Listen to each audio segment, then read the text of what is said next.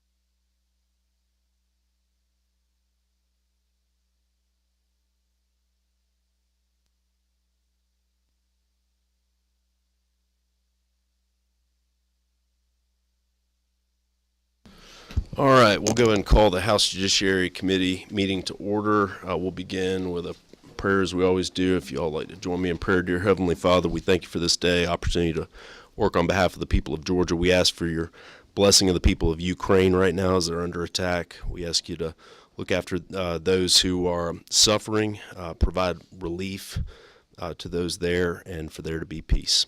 Amen.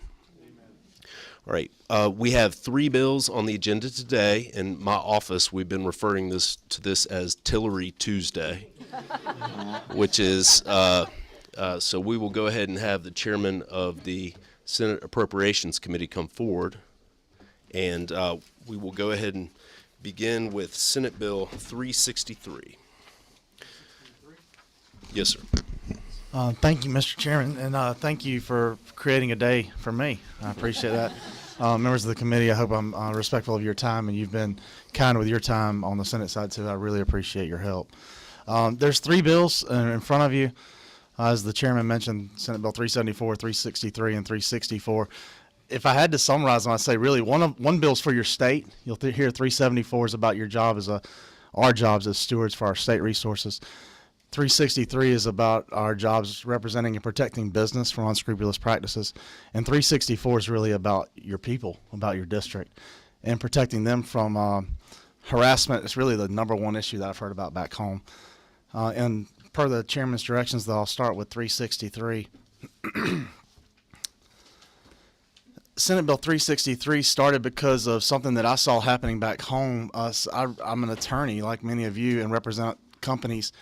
They were getting these orders in the mail that I know Representative Wiedauer tried to address last year with his own separate bill, that are saying you have to buy these things to renew your corporate documents. They also say that about labor posters, etc.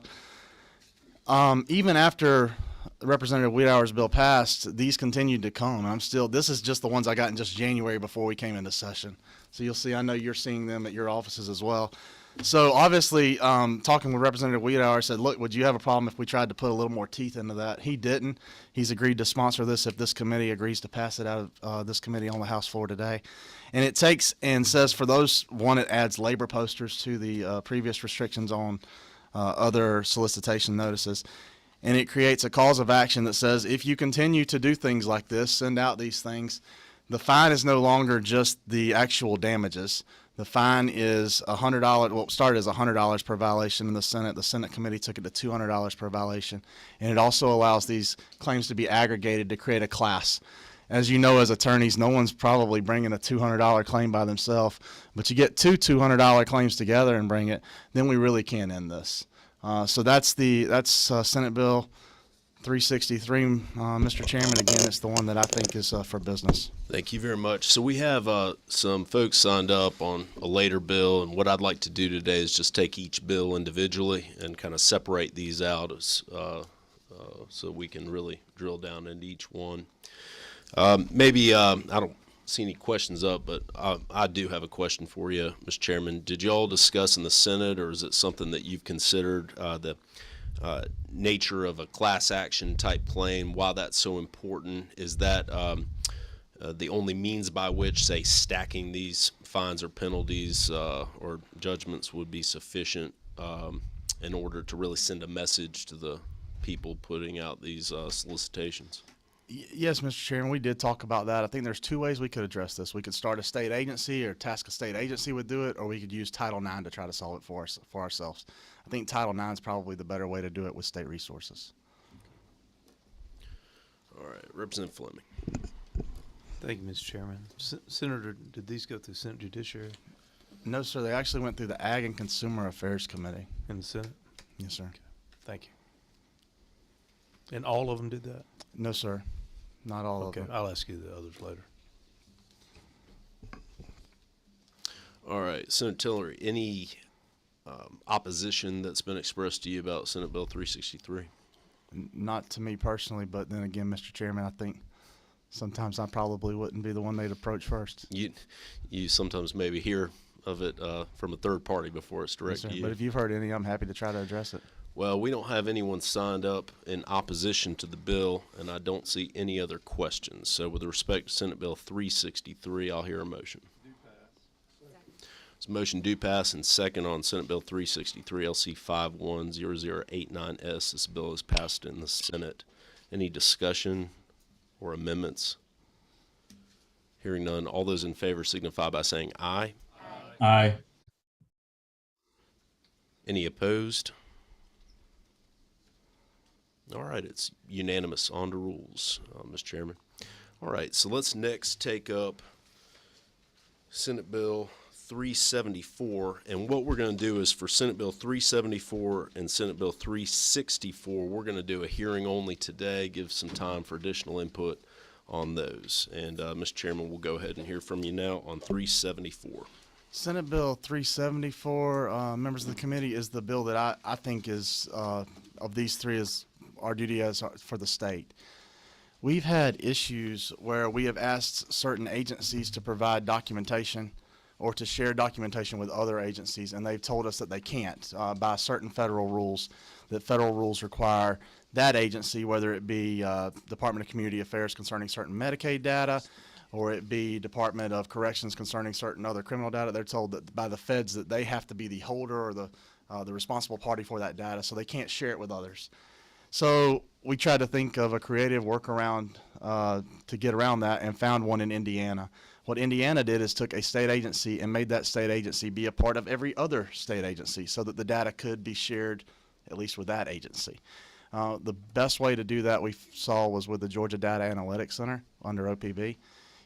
If the Georgia Data Analytics Center is a member of every agency, then it can obviously have access to that data under federal law, which would allow it to be shared and used for accomplishing the purposes of Georgia agencies. It's really just a good steward piece of legislation. I haven't heard any opposition to it, but if the committee is, I certainly would try to address it. Is there I'm familiar with the Georgia Crime Information Center, GCIC, and accessing people's criminal history records is very strictly guarded, you might say. There's criminal offenses for impermissible access of that information, tight restrictions on even potentially how you can use the information that you receive from running those criminal history checks and things like that, regulation on the type of purpose that they're being run for, things along those lines. Senator, just want to give you an opportunity to respond. Is that something that's come up as far as how such a database of all state information within the executive might be accessed? What protections will be in place to make sure it's not accessed impermissibly, or limitations on usage? Yeah, well, thank you for the question, Mr. Chairman. This bill does not change any of the restrictions around how it could be used by federal law. It is mainly meant to help in a medical and health claim setting. If DCH has to hold all Medicaid data, then they can't share that with the Governor's Office of Health Strategies, which is making health policy that then affects DCH. If you're dealing with Department of Human Services trying to end an issue like hoteling, but you can't find out the medical data about the kids in foster care because that data is housed by DCH and Medicaid, then you don't really know why that child was hoteled to begin with.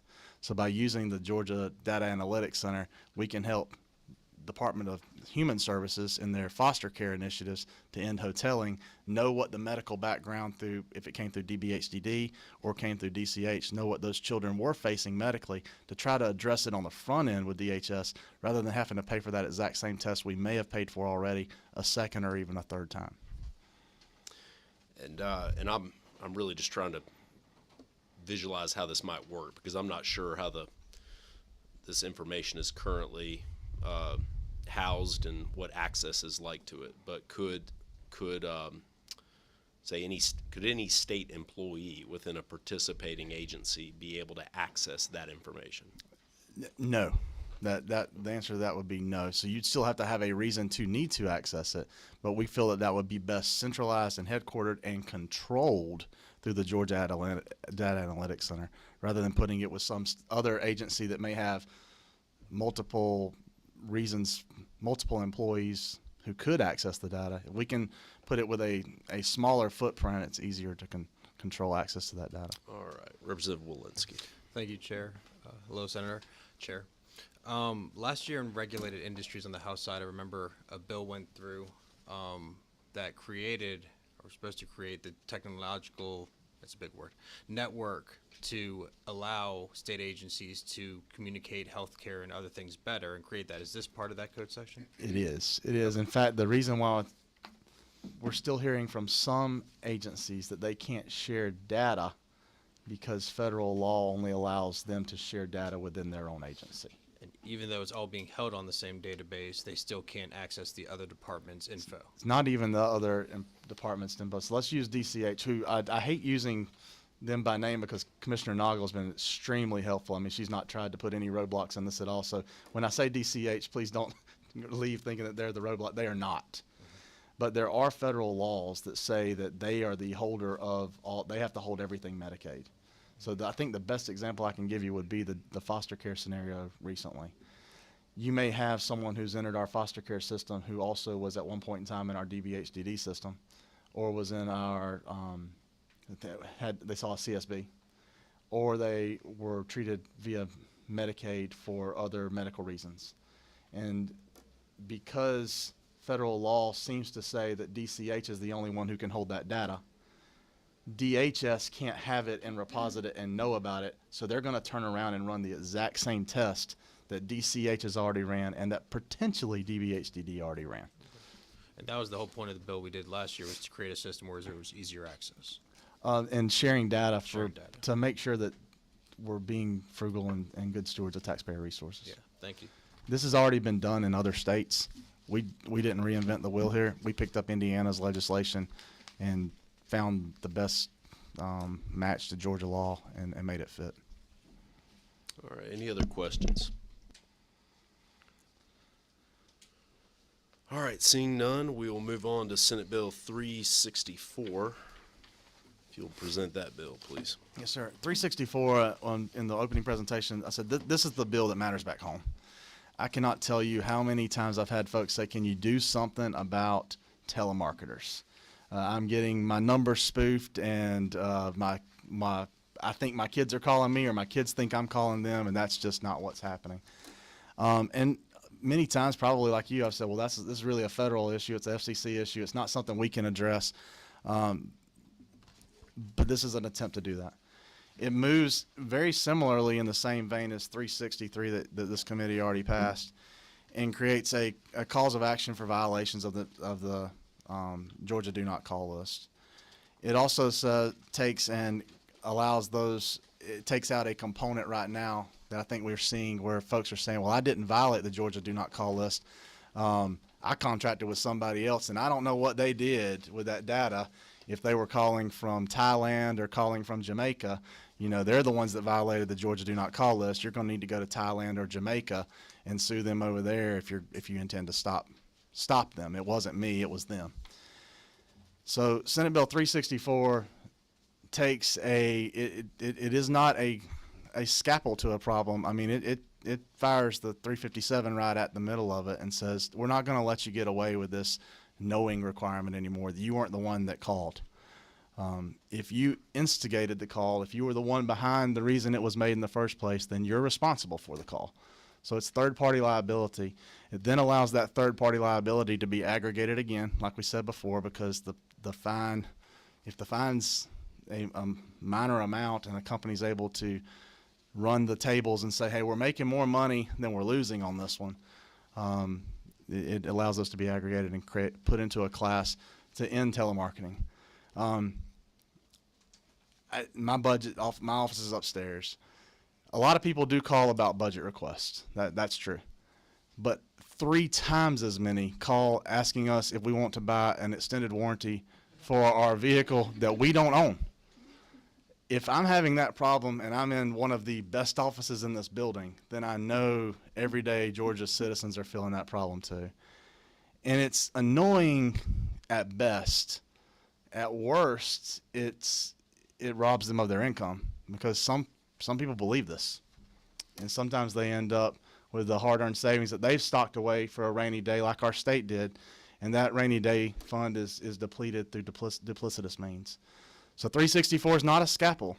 It's a fire shot. I mean, it's a rocket right at the problem to say, hey, listen, and folks will, I'm sure you asked earlier if I heard opposition. There has been opposition. I want to make sure that I can do everything I can to alleviate it.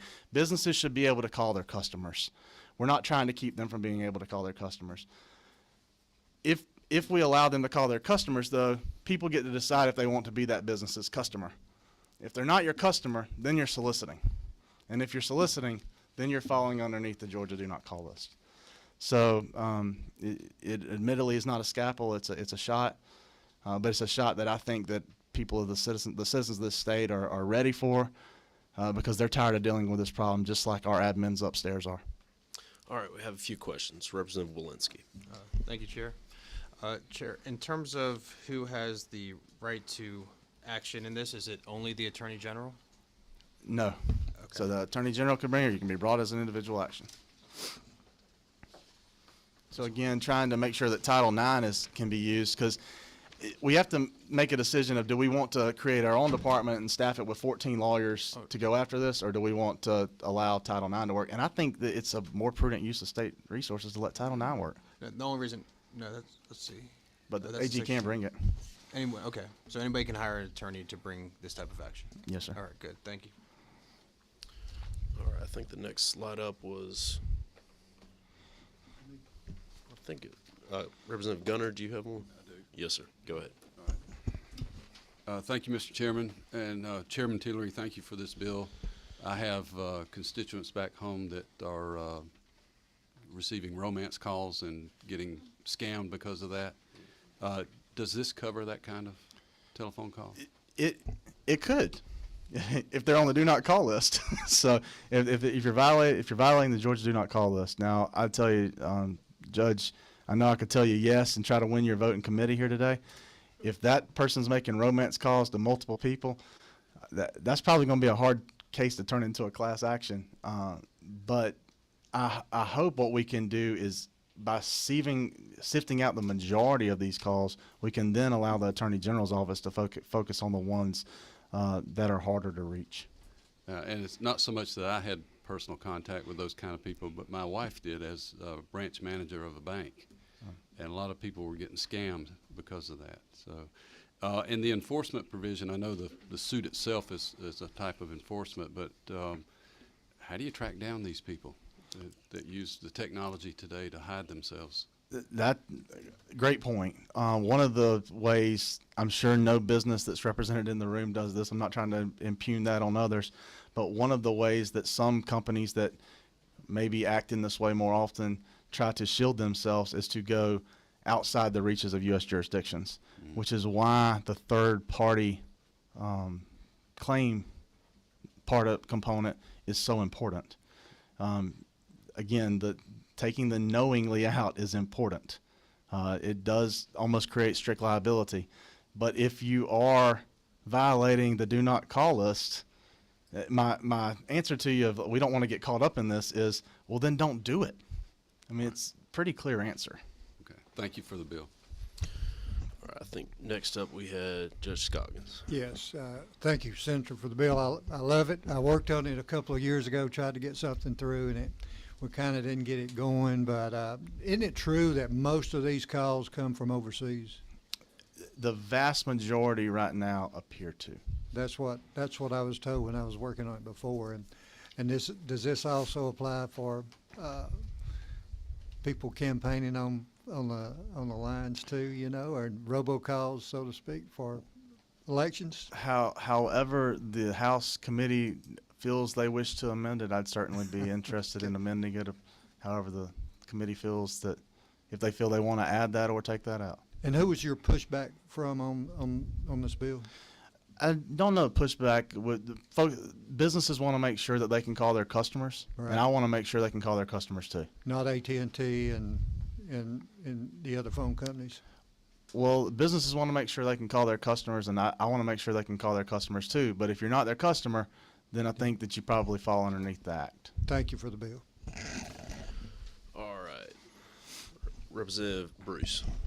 I was kind of going down the same line as the judge in terms of us calling our customers. You know, our constituents are our customers. And I don't want to restrict us from doing that.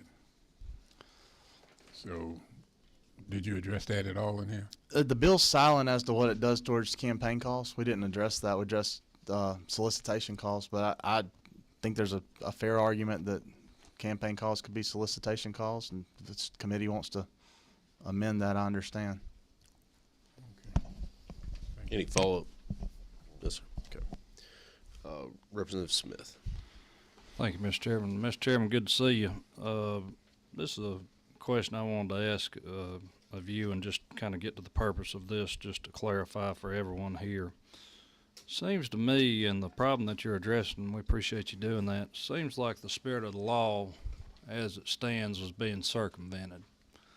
That what we had put in place, that somebody had found a workaround, and that this would help solve that problem, that the spirit of what this legislature has done in the past, even though, you know, some wiry lawyer probably, to their good credit, found a way around it, this is going to close that loophole and accomplish the intent of this legislature however many years ago when it enacted in its wisdom this current statute. Would that be correct?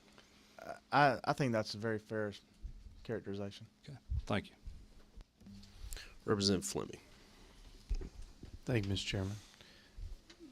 As I sit here and heard people ask the question of basically political calls, as I'll refer to them as, something in my mind triggered.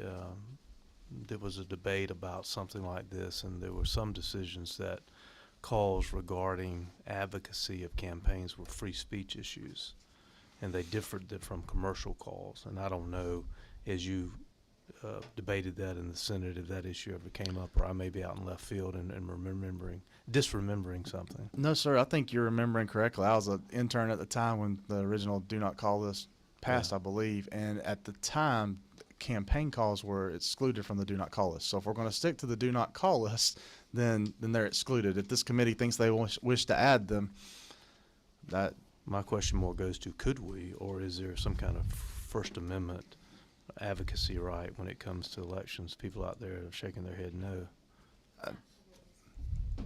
Look, I know it's not, but he's but asking, could it we? be under the? I don't even know if we could because of. Would you be violation of free inviting a judicial challenge potentially? and maybe that, since it's a hearing only today, that's a question that can linger. So my other question is, you very wisely mentioned when you brought your first bill to us that Indiana was doing this when we looked for a solution. The 50 laboratories around the nation are great. Does anybody else do this, right, is we're proposing in the nation? I'm not aware of anyone that does, but I proposed to this committee that Georgia could be the laboratory for this one. And the calls that I'm getting from my constituents, I'd say that our citizens are ready for us to be that laboratory. So I don't disagree with you. I don't answer calls that if I don't recognize the number for this very reason. Well, I was going to tell you a funny story. When I was walking down from upstairs, Yeah. 2 admin assistants grabbed me and said, "Hey, this is the calls we got today." I even had a government affairs lobbyist grab me and say that he answers all the calls hoping it's a new client, but is sorely disappointed. And I want to make sure that he doesn't get disappointed anymore. So, so in the distinction that you've already begun to draw about people calling their customers, and surely somewhere somebody's going to contract with a company to make these calls, and they want them to do it the right way, and they do it the wrong way. We are putting the onus back on the person who hired the calling company by this situation, are we not? We are. As Judge Coggins brought up, a lot of those calling companies are overseas, and the only way you can put them inside U.S. jurisdiction would be a third-party claim. Right. Thank you.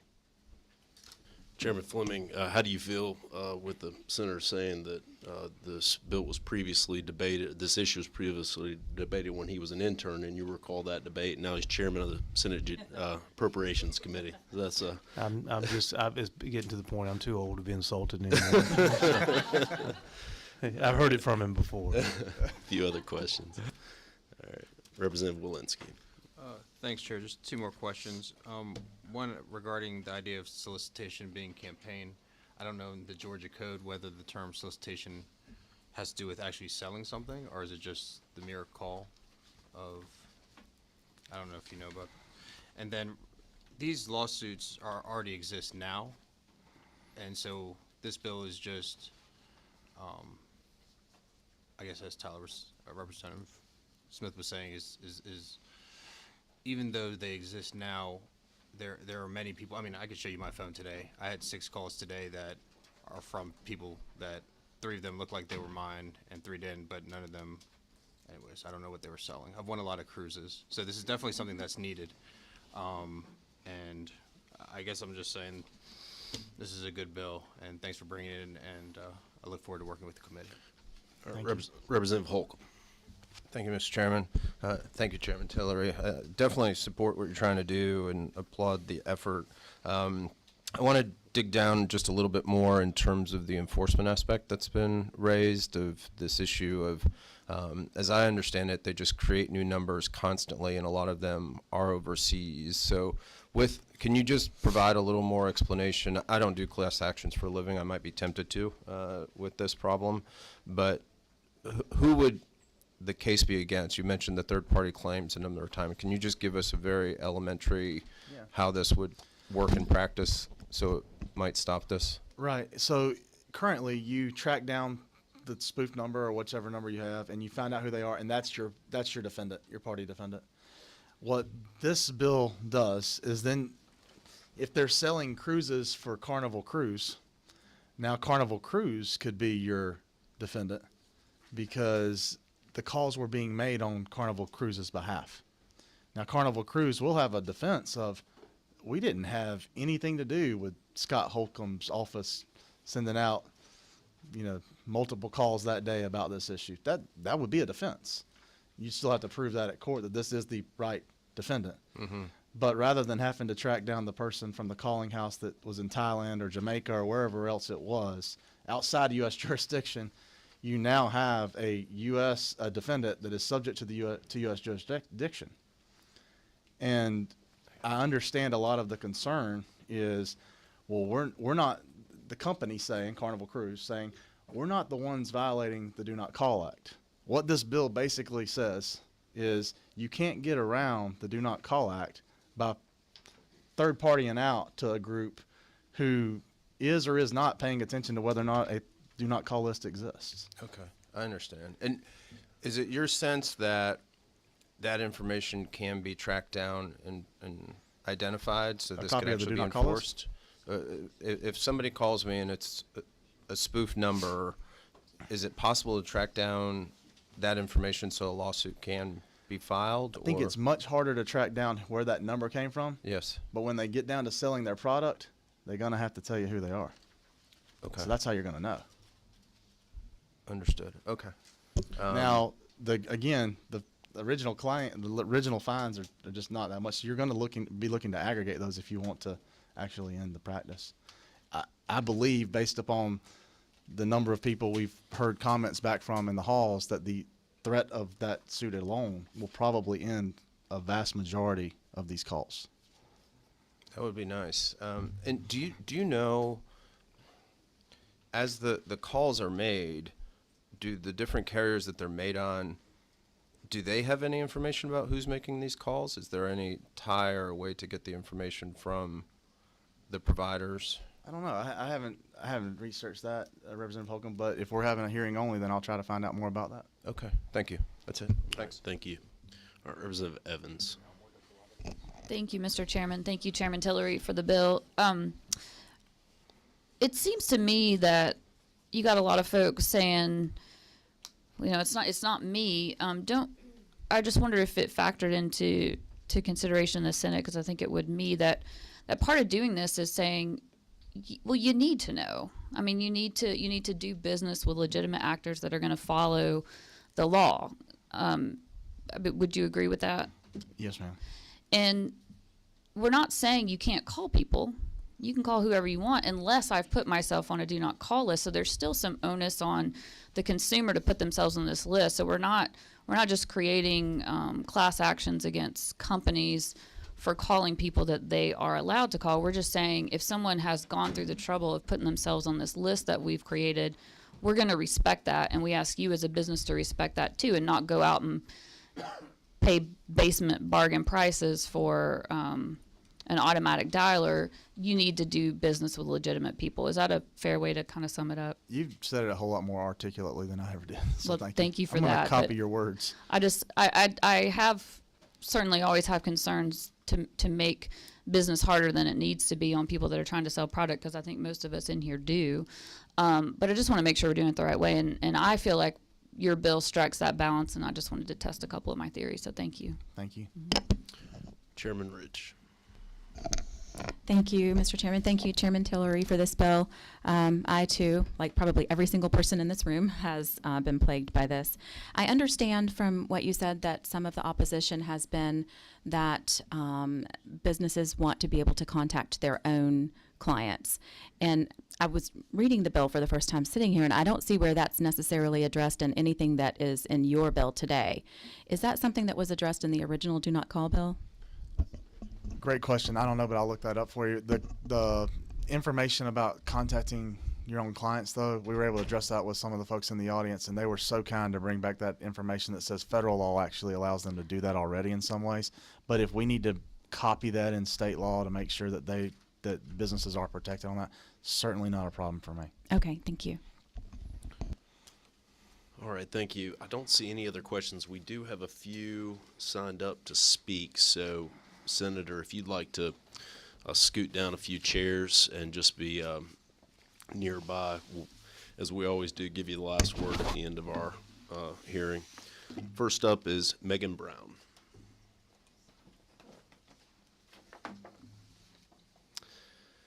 Ms. Brown, please take any time you need to get set up, and when you're ready, if you'll just introduce yourself and share anything you'd like to with the committee.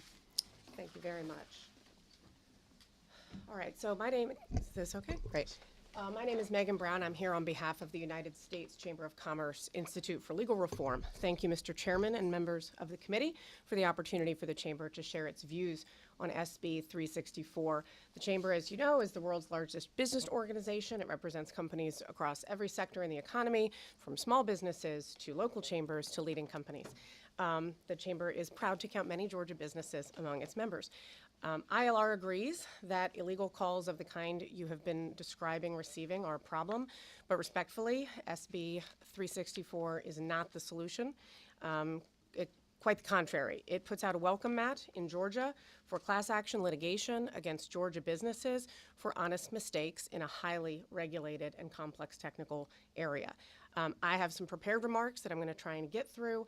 If I have time, I'd love to respond to a few of the issues that have been raised, and then really do look forward to taking questions. Just the discussion thus far shows that there's a lot of issues and work streams at the federal and state level that I think should inform this committee's consideration. So, three key points right out of the gate that I think are particularly harmful to Georgia businesses. And first, it strips out the existing affirmative defense in litigation for entities that have reasonable practices to prevent unlawful telephone solicitation. The legitimate, good American and Georgian businesses have compliance plans in place. They dip the Do Not Call registry. There's a whole variety of things that go into building a way to do telemarketing that is fully compliant with customers' expectations and the law. Second, I think this law, unfortunately, aggressively encourages class actions. The aforementioned Rocket, I think it's not going to have the intended effect, but it's going to open the courts in Georgia to very, very large class actions with very large attorney fee awards, which impose large costs on businesses and show very little benefit to actual consumers in making their lives easier or even getting them funds. Last, it turns, and I think we heard this discussed before, it turns Georgia into a strict liability regime by removing knowingly throughout.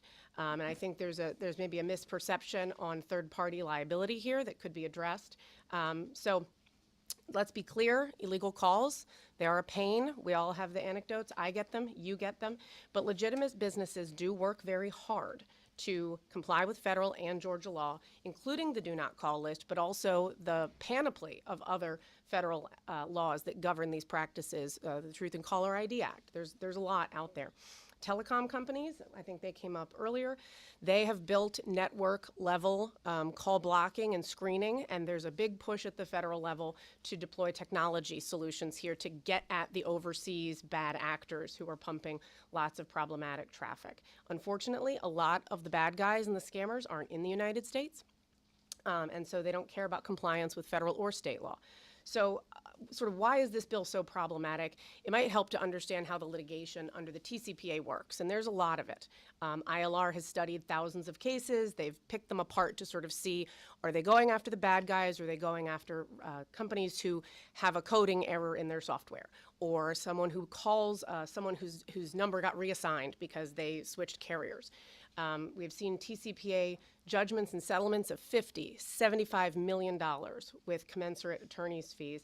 And the defendants here are not the timeshare pumpers, right? The defendants here are large and small restaurants, sports teams, healthcare providers, schools, often over technical glitches, like I mentioned before, errors in lists, software, et cetera, and they can be staggering.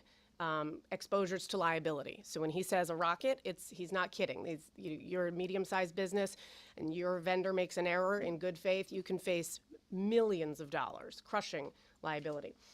So the three things I mentioned that I find problematic about the bill, it removes that knowing requirement. Honest businesses shouldn't face strict liability for mistakes. It's really not the approach most states use. It's not the federal TCPA.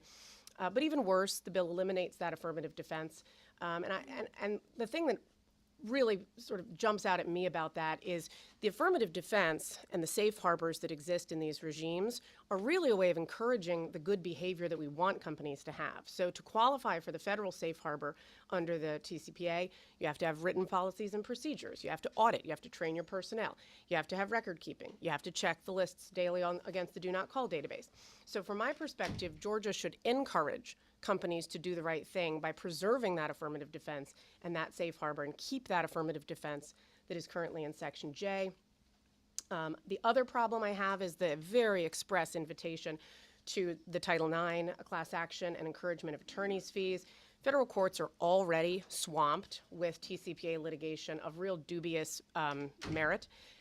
ILR's done a lot of this research. They have found that most of these thousands of TCPA cases, which seek the combination of stacked statutory damages, right? $500 times 10,000 gets you a lot of money real fast. They found that most seek these aggregated damages from legitimate American companies based on mistakes or errors, not companies that are engaged in traditional sort of cold call, unscrupulous telemarketing or scam activity of which we've heard. So from my perspective, 364 would make Georgia an outlier. There were questions about sort of other states and how they've done it for sort of three main reasons. It does three important legal moves at once. It removes the safe harbor, it creates strict liability, and it invites class actions. And many states don't even have a private right of action here. Some that do still provide safe harbors. Most will have a willing or knowledge requirement. Even New York and California don't invite these kinds of class actions, preferring to have AG and other enforcement. And I would just leave the committee with a suggestion here. I get the pain that folks want to address. I'm not going to bore you with all this stuff going on at the federal and network provider level, although I certainly can answer those questions. But the Federal Communications Commission has been partnering with state attorneys general. There's a memorandum of understanding that they've rolled out with 16 states, and the FCC worked with Texas and some other states in the last few months to bring in a massive investigation against some really bad guys, got a $225 million forfeiture order down in Texas. And so I think, I didn't see your attorney general as having an MOU with the FCC. The records online aren't great, but that's something I think that the legislature could consider, how to promote the activities that would really go after the bad guys and not imperil legitimate businesses who maybe happen to have an error or a glitch in an otherwise very reasonable telemarketing campaign. So thank you for the time. I am happy to take any questions. Thank you. We do have a few questions. So Representative Fleming. Thank you, Mr. Chairman. You touched on right here. Thank you. Yeah. Thank you. The voice of God from above. I was looking for the speaker. Thank you. I like I'm liking your description so far. So, Sorry. we all feel that way when we speak. Well, thank you. I'm losing my train of thought as we sit here. You mentioned about other states, and you threw out a couple of other solutions. I mean, have something for you to think about. This is a hearing only. Can you come back to us with adjustments to this bill that you think will help us resolve this issue? Because I think it's a real issue without causing the problems that you mentioned. I think the chamber would be more than happy for me to take a look at that. I can't commit that right now, but I'm Sure. confident that they will. They would be happy to do that. It's always better to offer an alternative Yes. than a no. So, Yep. the other question that came up earlier, I don't know if you can address it or not. Is there any free speech issues here when it comes to political conversations and political calls that states can't go past? Does that question make sense? It totally makes sense, and Yeah. I will say I have not sort of discussed the limits, sort of where the chamber wants to be on the question of the First Amendment's application to telephone communications, but I think the questions are meritorious in terms of, I think the Supreme Court has indicated in a recent case, whose name is escaping me, that some of the federal TCPA carve-outs based on the content of speech raise speech issues. I think that logically suggests that any sort of restraints on the ability to communicate political speech could be, should be looked at, I think is the best answer I can give you on that. Does Thank that you, help? Yes, thank you, Mr. Chairman. Representative Evans. Thank you, Mr. Chairman. Thank you for, over here, not the voice of God, just sitting at the left hand of the Father. I don't know what that means.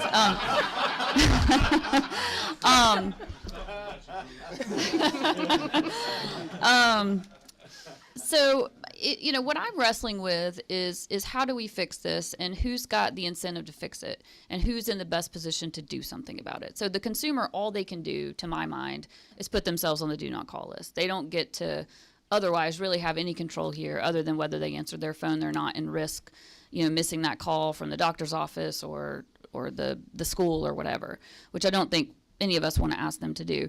So the way I see it is, and tell me if I'm wrong, the business that is hiring somebody to make these calls for them are really the only ones in that position. And I'm not unsympathetic to, being responsible for mistakes and all that, but I also see, and this is where the question comes in, I don't see, and tell me if you see, any reason why businesses can't contract around this risk.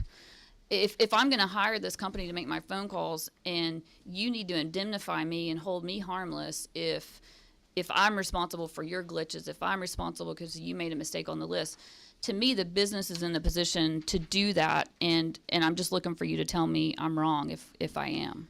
I think it is more complicated than that. I was trying to rack my brain for a recent case that I think addressed this, where you don't automatically get out of your responsibilities under at least the federal TCPA by contracting. And from my experience, sort of talking with companies who are regulated, who are building compliance plans, you do have tight controls on your third parties. That's why there's legitimate and good vendors that do this, and there's not, right? But I think I hesitate to I think there was a recent Dish case that confirmed that the business who contracts with the third party can remain liable. I would be happy to look into that and provide you with more, because I don't think it's the case that you can just completely wash your hands of your obligations under do not call and TCPA by using a third party and sort of stepping back. Right. No, and I think my question may have been less clear. I agree with you. I don't think you can put in a contract, I'm not responsible. But if you are a business and you are held responsible for this glitch, you could have a contract where you have said to this person that you hired for services, if I get tagged with this, you're going to pay me back. And then the business that was in the position of deciding who to hire, then it's their job to go out and collect this money and make themselves whole, as opposed to right now what's happening is the consumer gets all of the bad side of this and they literally have no way to deal with it, but the businesses do. And that's what I'm getting at. I take your point now, and thank you for clarifying the question. I think where I struggle with this problem is the vast majority of the spoofed and scam calls, I think, that are really driving consumers bonkers are, they're created by these spoof and scam entities, they're not the same entities that I think the Carnival Cruise example was giving. It's not like that's the bulk of the problem here. This is pure scam, spoofing. It's already illegal. So I think there's a bit of a mismatch between that and the policing of the do not call registry, which is done by contract with third parties. Does that help? I think one follow-up, if I might, Mr. Chairman.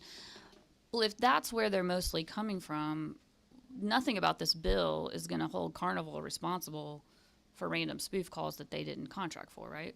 No, and I think there was one thing in the previous discussion that I kind of wanted to clarify, which is, a lot of the victims of spoofing are the Carnival cruises. I'm not going to vouch for Carnival here, but we represent a company, a large household name company, who has gone after with the industry traceback group. They've investigated to try and find the source of the bad calling because they were pretending to be that corporate entity and scamming people. So they're getting in the fray now to try and help track down the bad guys, seek court injunctions where possible, even if they're overseas. So I think there's a multi-layered response to all of this that I think you're correct. This bill doesn't directly address that, but I think the problem is kind of bigger and different. Thank you. Representative Walensky. Thanks, Chair. Thanks for being here today. First, just want to help the committee. Thanks to this amazing legal intern, Bubba Dunn, behind me. Telephone solicitation, line 40. Line 42 does not include communications. And then line 49, code section 4317.9, and that has to do with people who are running for office. So it's already excluded in this code section. So you used the word dubious litigation, and I have a personal injury, wrongful death, serious injury firm.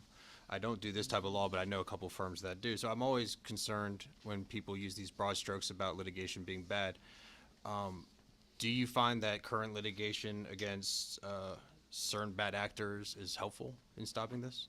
I think the vast majority of TCPA litigation is not going after the bad actors. They're going after, the Lakers got sued for a text message campaign that somebody says they opted out of, and then there's a fact dispute. Small restaurants will get sued for various things. So I don't think the kind of litigation we're seeing with the statutory damages and the sort of interorum effect of multiple millions of dollars for sort of a technical misstep, I think that's the majority of the TCPA litigation that we're seeing, not sort of righteous, you were a bad person, you deliberately, developed a terrible compliance program and hit a bunch of people with terrible calls. I think those Right. cases exist, but I don't think they're the majority of the TCPA cases. But a technical misstep did cause hundreds of thousands of calls to citizens throughout Georgia, throughout the country, possibly. Well, I mean, yes, you can have that happen, but I would say my reaction is, what's the harm of that? Is there an economic harm from the phone ringing? That it's annoying, I get it, but there's a case that, the FCC was looking at when it was looking at some changes to the TCPA. There was a healthcare provider of some sort that had set up a very rigorous compliance program. They did nightly audits, and there was a software glitch in, I think, the way two databases talk to each other that inadvertently placed communications outbound for one day. When they came back, they shut it down, or they fixed it, but they were so terrified of the litigation risk that they shut down the program, and that was a very consumer beneficial program because it was sending out, I think it was appointment reminders and things of that nature. So I think there are very good, legitimate uses of this that are chilled by a lot of this litigation. But in the code as it exists now, it says if somebody's established or implemented reasonable practices, then that's a defense. So why did they shut down if that could be used as a defense? Because you're going to litigate the reasonableness of the practice, and that may go on for quite some time. So you have an incentive to settle, and that's the vast majority of these cases. Is there's interpretive disputes all along the way, for example, and fact disputes about, for example, to go back to this legislation, whether a person or entity has a prior or current business or personal relationship, that could end up being a very fact-bound discussion with discovery disputes. And for a lot of companies, they don't want to take that risk, and they don't want to, because the potential consequences are so enormous, it's just not worth it. So are you here today against would you say that we need to remove this whole code section? No, I think it's the amendments in 364 that are problematic, the three that I described, the strict liability, the class actions and attorney's fees, and the affirmative defense removal in Section J.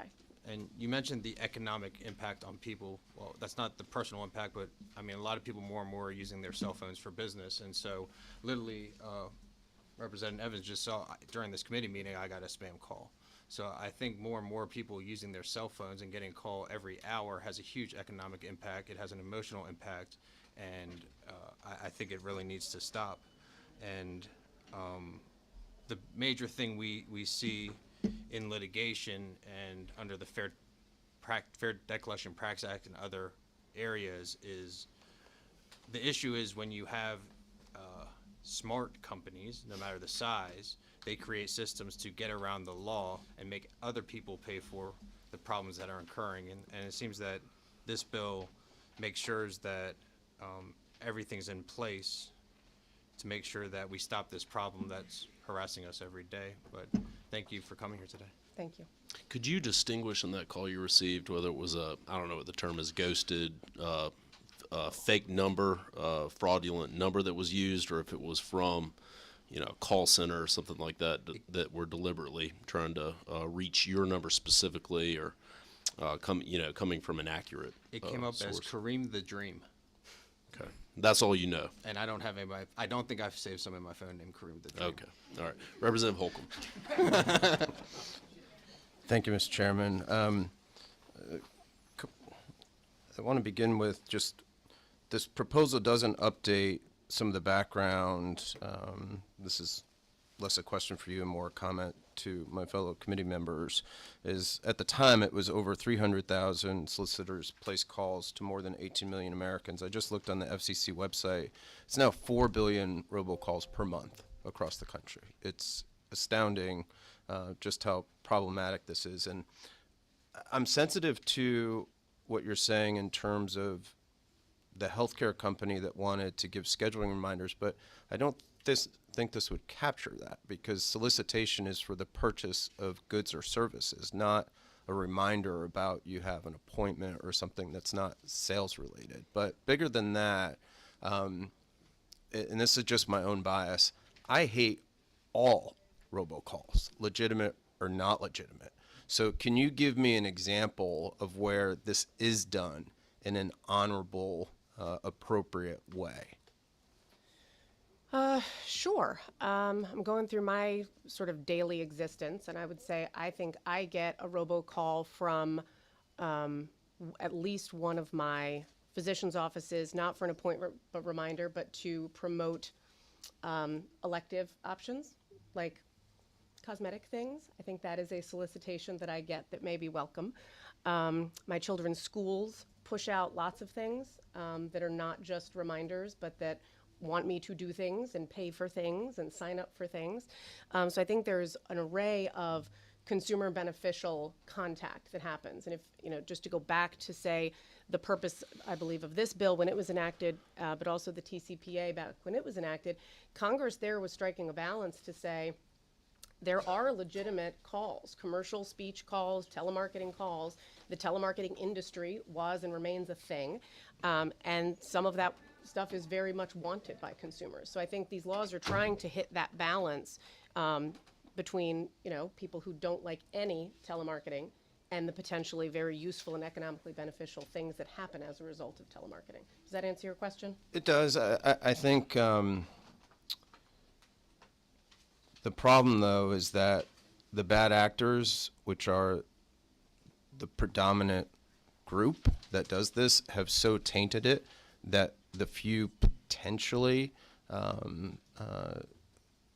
well-minded companies that want to do this in a way that isn't bad for their customers but actually promotes some type of commercial or other good, they're not getting through because the waters have been so tainted, because it's just so disruptive and annoying, and 9 out of 10 or 99 out of 100 are the bad calls. So people aren't even answering anymore. And I just think I would shut this whole thing down if we could, but I know we can't. So instead, I'll support what Chairman Tiller is trying to do. My own bias. Thanks. All right, Representative Walensky. Last question, Chair. Just going back on what Representative Hokeman said. Line 41 says that the definition of telephone solicitation is a voice communication for the purposes of encouraging the purchase or rental of or investment in property, goods, or services. And the examples I've heard from the people who are against this bill are talking about doctors and other things, but they're not encouraging the purchase of, unless they're calling saying, hey, you had your nose done, now you should get your lips done. I don't know, but like dentists are. I've not you need to received cap- that was particular not, phone that was call. not towards you. Thank That was you. not I towards- appreciate that. I didn't, there was not, man. Sorry. Let's talk about the dentist then. You had your cavity filled, now Yes. we're gonna remove your wisdom Yep. teeth, all right? Yes. So anyways, but it seems like the concern we're here is people actively calling and selling things. And so I'm just trying to go back and think of an example where somebody is calling to sell something and there's a technical mishap where they call thousands or hundreds of thousands of people, and that's okay. Well, so for example, on the technical mishap, so here's an example, I think, or I can hypothesize a few. You might have a company and you have lists, right? You have lists that you've generated, you've purchased lists. You also have lists against which you scrub them, the do not call being one, but also opt-in and opt-out consents, right? That is the, on line 43, that's the express invitation, right? So you might have a list where you say, here's all the opt-outs I got last week, right? So I need to not call them. These two lists have to talk. If there's a hiccup in making those lists talk, you can accidentally call people who have opted out. And that's a problem. And so then the question is, should you immediately be sued for millions of dollars because of that? And that's, I think, the challenge here is if there are any sort of underlying fact questions, go ahead. Well, we're talking about class actions, and to have a class, there has to be a ton of people. So that would be a big technical mishap, not just, oh, there's a couple numbers and now I'm being sued for millions of dollars. So why was there such a large technical mishap that it turned into a class action of such that size when each violation is only $1,000? Well, I think I don't know offhand what the numerosity requirements would be in a case like this, but I think, I can certainly hypothesize a medium-sized business that has a calling list of 5,000 people. That would be a reasonable sized list for a medium-sized Georgia business, right? Doggy daycare, for example. My brother-in-law runs one. I could see him deploying that list or having a third party deploy it. And if, they had 1,000 people in a month who have opted out, now they've accidentally communicated with 1,000 people. And that, I think, would meet any sort of numerosity requirement for a class. And if you take the organization size up, I think, it's not difficult to get those numbers up. And I would go back to, if it's an honest mistake or a technical glitch and they've got an overall reasonable compliance plan that had it operated right, it wouldn't have happened, should they face potentially like ruinous potential fines here? Because that's the problem, is it's very easy to, stack up these damages. Yours is, I think, $1,000. The federal is $500. And that's some pretty big math for a small business, I think. Representative Walensky, we're going to move on, if that's all right, to other members. Chairman Rich. Thank you for the questions, though. Thank you, Mr. Chairman. I understood from Chairman Tellery's presentation that the main thrust of his bill is to not allow businesses to shirk their responsibility or avoid liability when they contract with third parties. And from what I heard from your presentation, you don't have a problem with that portion of the bill. I don't know if I would agree on behalf of the chamber that all the language is quite right, but that concept, I think, is already existing in federal law, right? Okay. Well, I don't know that. Okay. But can you tell me that? I will have to. I actually Okay. wanted to find the case law that says it, Right. so I don't have it at the ready. And I think we're talking about modifying Georgia law too. So I mean, we have a do not call list, and we have our law, and I think that it's right that if we have a problem, if our citizens have a problem, that we adjust and revise. So the parts that I heard you speak to that you were concerned about is the elimination of the affirmative defense, the creation of a class action, and the strict liability. So basically the teeth that he put into the bill. If you say it already exists in federal law, clearly we have a problem, because we're all recognizing that we have a problem with these calls, these telemarketing calls. So whatever we have in place isn't working. So is it reasonable to you that we would have some kind of teeth or some mechanism to encourage enforcement or encourage businesses to follow the law? And if so, do you have any suggestions on what that could be? I was thinking about that this morning and yesterday, kind of in the buckets of the provisions that we think are problematic. And I think it's the removal of the affirmative defense that kind of jumps out to me as potentially, extremely problematic. I think the knowing, there were a lot of knowings that were stripped from the bill. So there might be some where we would say, oh, that's not as dangerous. But the strict liability piece, I think that's a problem. But I do think the affirmative defense, it's sort of when you take a step back and sort of all three of these things being done at once, I think is what seems to make Georgia an outlier. By stripping away all of that, it just looks like you are really going to make it extremely easy to bring large punitive lawsuits against companies for relatively modest mistakes or technical glitches or non-compliance.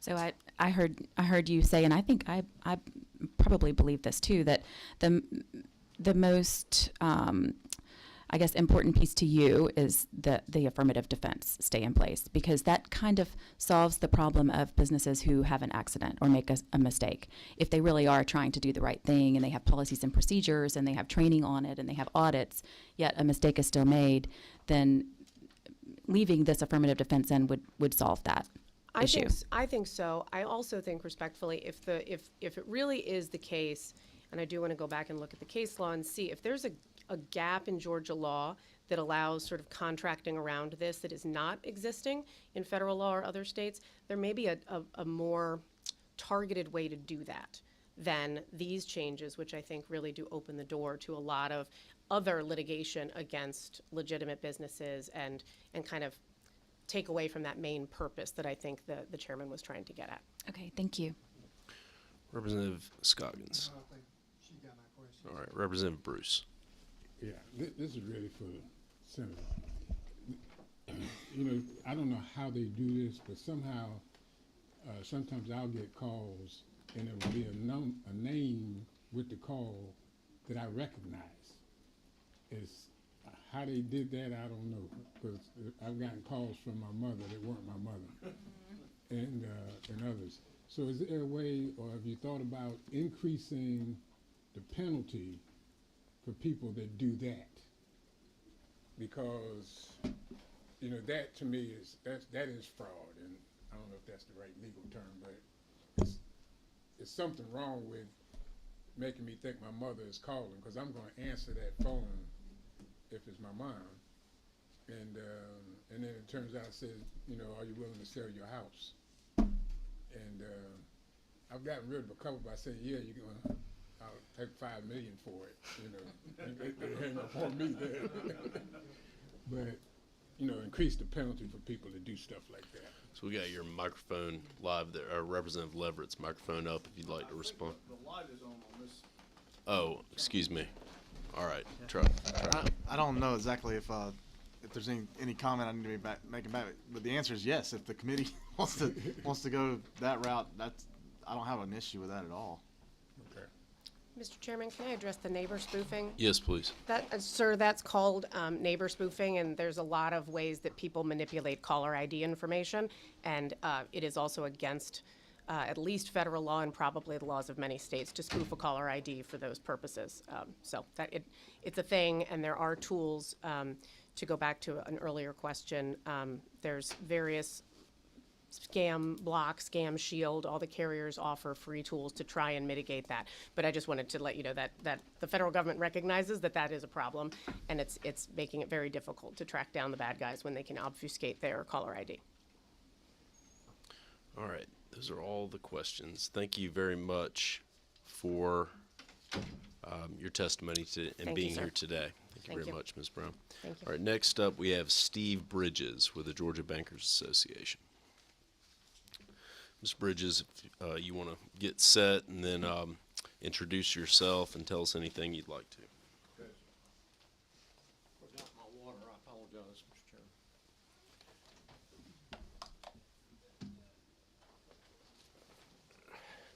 Mr. Chairman, members of the committee, my name is Steve Bridges. I represent the Georgia Bankers Association. We represent virtually all the banks across the state of Georgia.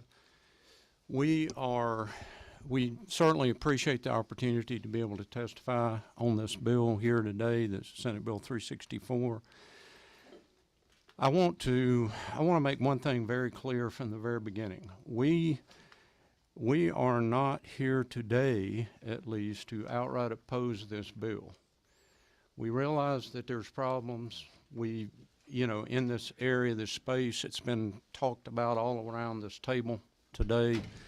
I think everybody in this room, has gotten car warranty calls or wanting to buy the real estate, like you said. I think the public's tired of it. I'm tired of it.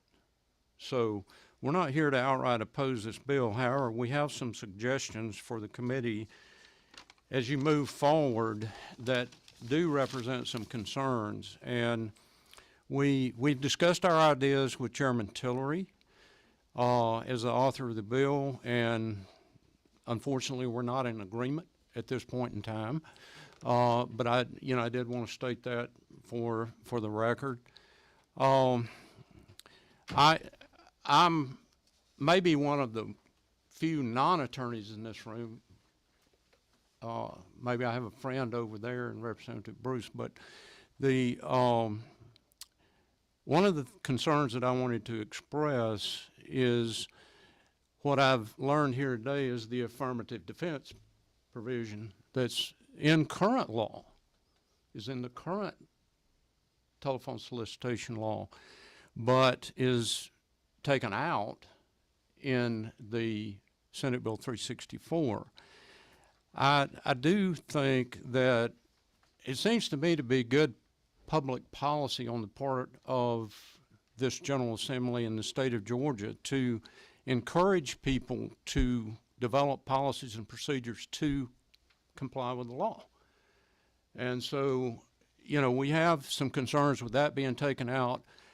One other thing I wanted to address is that speaking about the responsibility of third parties, that is something that we frankly would not have a problem with. Now, the wording, the devil may be in the details about the wording, but we would not have a problem with that.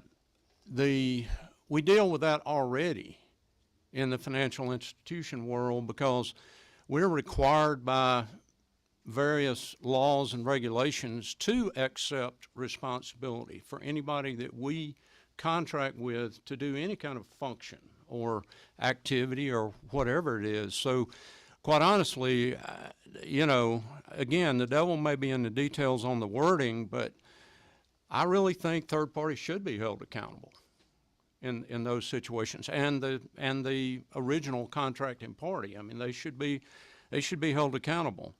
So we wouldn't have a problem with that unless it's in the wording somewhere or other. Don't have a problem at all with the concept.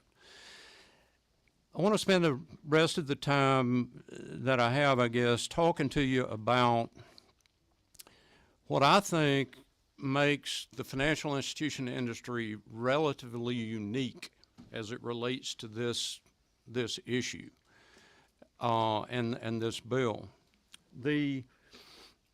We're subject to various federal and state laws, some of which have already been talked about. The Federal Telephone Consumer Protection Act, the TCPA, we're subject to that. And all of its implementing regulations that are issued by the FCC. The Georgia law on telephone solicitations, which Senate Bill 364 seeks to revise, as we've already talked about today, it really largely parallels the federal TCPA. Now, I've not taken it and compared it word for word, but there's a lot of definitions, for instance, in the Georgia law that are identical to the TCPA, which is true a lot of times in state laws. But it parallels all the things. Do not call list, the limit on the number of times that you can call a particular number within a certain period of time. Also blocking, preventing or prohibiting the blocking of caller ID and so forth. All of those things are parallels with the TCPA. Now, all businesses are covered by the TCPA. All businesses are covered by the Georgia telephone solicitation law. Most of those businesses, although the previous speaker from the U.S. Chamber obviously gave a number of examples of how many lawsuits and so forth there have been, but most of those businesses will never be faced with any direct oversight and enforcement for the TCPA by FCC. FCC, though, in our case, has delegated the enforcement powers of TCPA to the federal bank supervisory agencies. And they do, in fact, take those powers seriously. They have issued guidance to their examiners and also their examination staffs, and they've also issued guidance on TCPA to the bankers. And I apologize, I don't have a copy of this for everybody in the room, but Mr. Chairman, if you want to pass it around, that's an example of something that comes out of, you can go to the FDIC's website and find that on their website if you so choose, or I'll be glad to get you a copy of it. But it is a part of the FDIC's, and the majority of banks in Georgia, for whatever it's worth, are in fact regulated by the FDIC. It gives examination objectives, examination procedures. It even has a checklist that the examiners are supposed to use when they go in and examine for TCPA. And they do, in fact, and I guess I skipped over this part, but the way that the federal regulators enforce various compliance laws, including this one, is that they go in and they do on-site examinations for compliance purposes. Now, some of those, one, I guess, disclosure here, some of those have been conducted off-site during the pandemic, but generally speaking, the way they normally do it is to come in and do on-site examinations, and they follow these procedures, for instance, and check to see that they're in compliance with those laws and regulations. Now, there's an extra layer of supervision, though, that is also provided in this area and in all others, for that matter, where that all of the federal financial institution regulators have, and in this case, even the state regulator, the Department of Bank and Finance, has consumer complaint procedures. So if you've got a problem with a particular institution, if it's in TCPA area or other areas, then they do, in fact, aggressively seek a resolution to those problems. They contact the bank, most often write the bank, ask them to fully investigate the situation. They ask them to respond to them about what the results of their investigation were. And then if there's corrective action that's needed, they ask the bank, okay, what corrective action is needed and when are you going to have it done?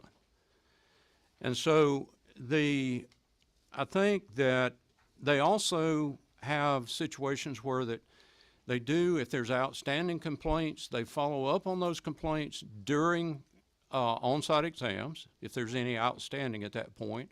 And if it was a situation where the problem rose to a level of significance, which that would be in the judgment, I guess, of the individual regulator, but they can actually do targeted on-site exams for these kind of purposes, even in between their regular exams.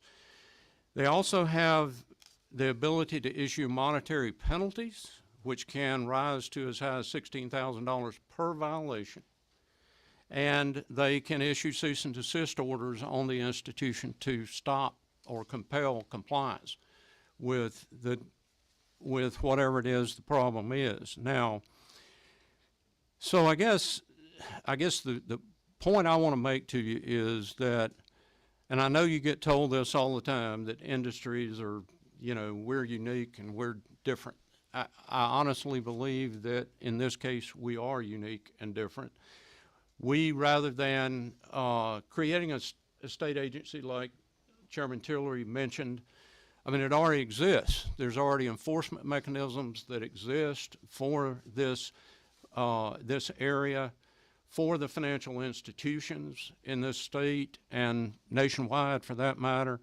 There's ongoing proactive supervision and oversight to assure compliance in this area, and we truly believe we are unique.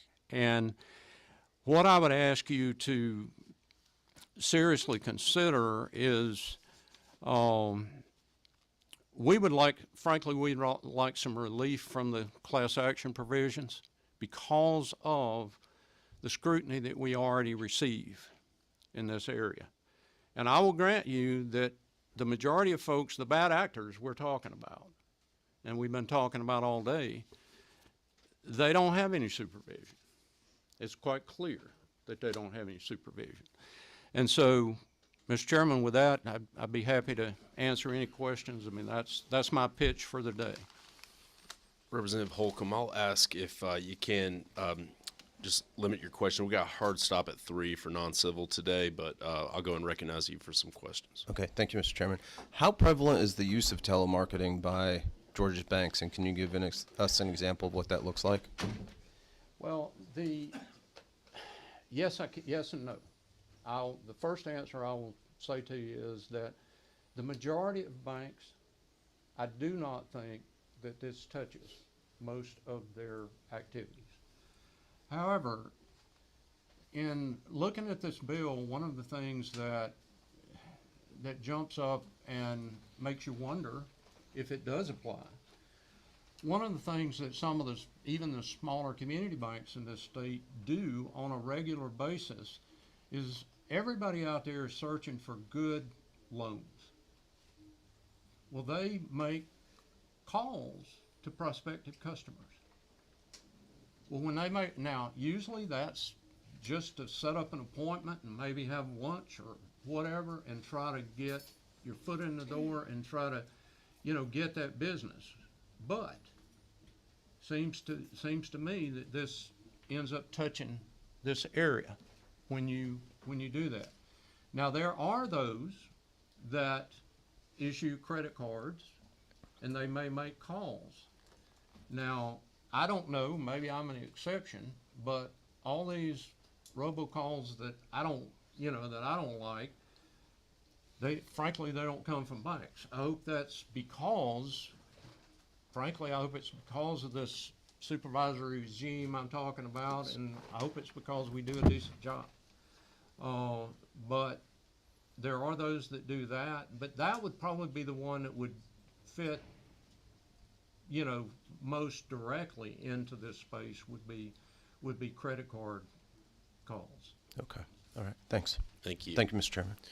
All right, very good. I don't see any other questions. Thank you very much for being here today. All right, thanks, sir. Chairman Tillery, if you'd like to come back up, and as we always do, we'll give the proponent of the bill the last word in committee.